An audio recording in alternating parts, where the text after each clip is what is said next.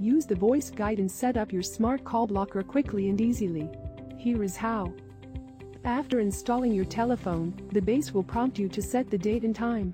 You can choose to set or skip it. Then, the telephone prompts you to set the smart call blocker with the voice guide. Press select to start the setup.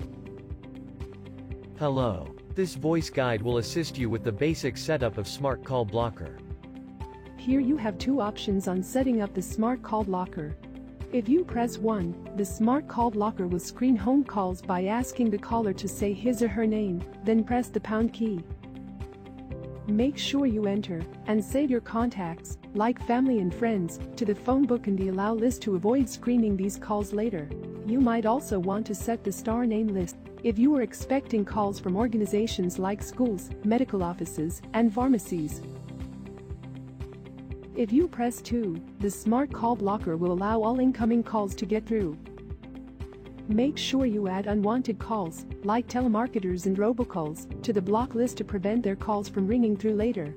To set up the smart call blocker afterward, or with a different screening method, you can enter the smart call blocker menu for more options. For help, watch the tutorials here.